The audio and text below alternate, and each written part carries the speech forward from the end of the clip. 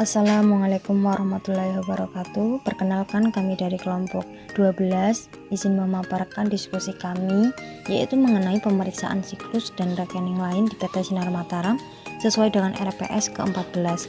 Sebelumnya kami akan memperkenalkan diri terlebih dahulu.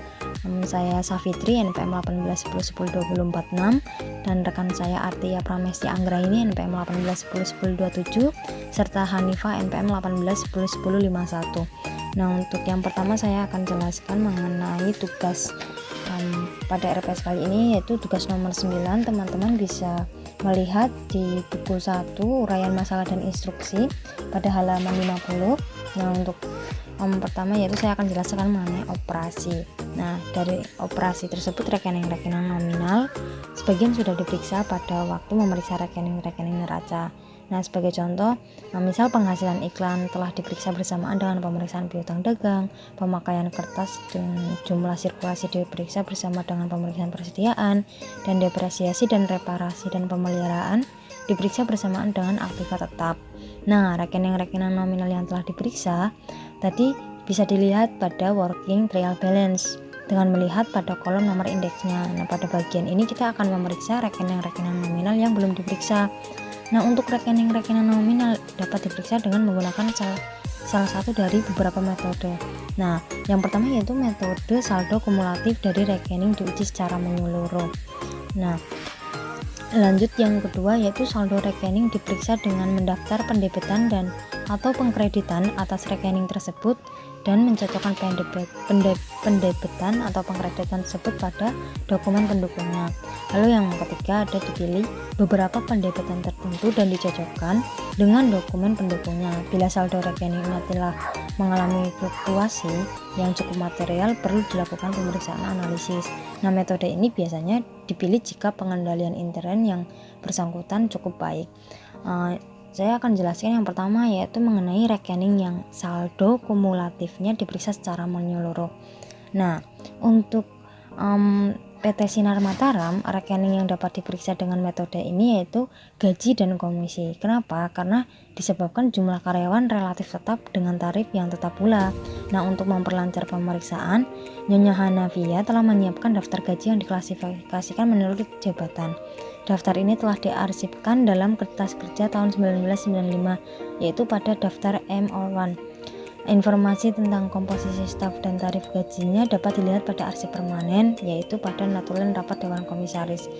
Nah, arsip permanen yang dimaksud itu teman-teman bisa lihat pada buku 2 halaman 23, yaitu mengenai kutipan notulen rapat para pemegang saham dan Dewan Komisaris. Nah,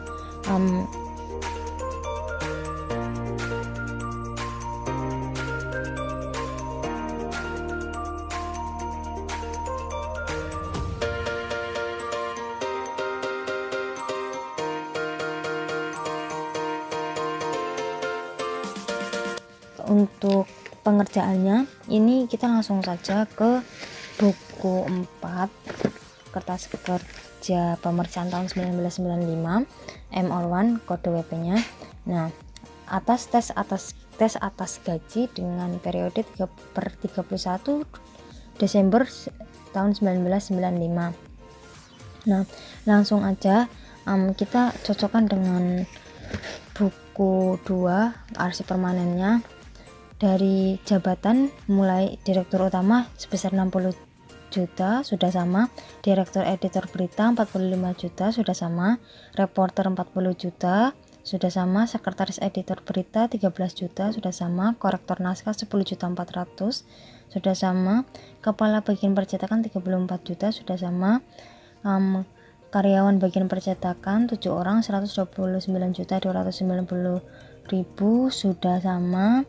Lanjut, direktur sirkulasi 25 juta, direktur iklan 28 juta 290 ribu, bagian layout 24 juta, direktur akuntansi 25 juta sudah sama semua ya, sekretaris atau bendahara 16 juta, tata usaha 10 juta 400 ribu, dan yang terakhir yaitu komisi salesman 38 juta 520 ribu. Nah, itu sudah sama semua, sudah ditelusuri juga. Nah, jadi tinggal di total atau di jumlah vertikal gitu simbolnya nominalnya 498.900.000.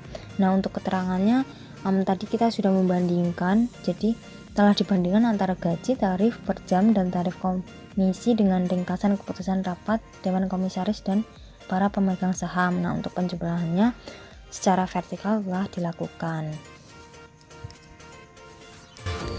Kertas kerja selanjutnya, PT Sinar Mataram biaya jasa konsultan 31 Desember 1995, yang analisis tersebut dibuat oleh klien dengan kode M/2.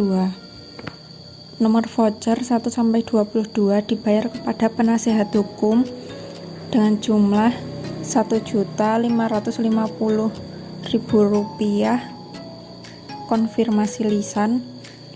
Nomor voucher 3-7 kan dibayar kepada kantor akuntan dengan jumlah Rp11.100.000 telah ditelusur ke laporan.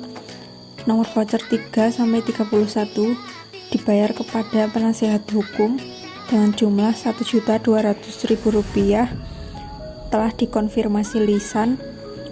Nomor voucher 4-19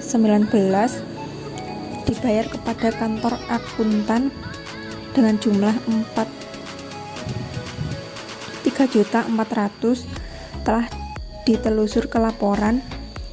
Nomor voucher 6-20 dibayar kepada penasehat hukum dengan jumlah Rp1.200.000 telah dikonfirmasi lisan.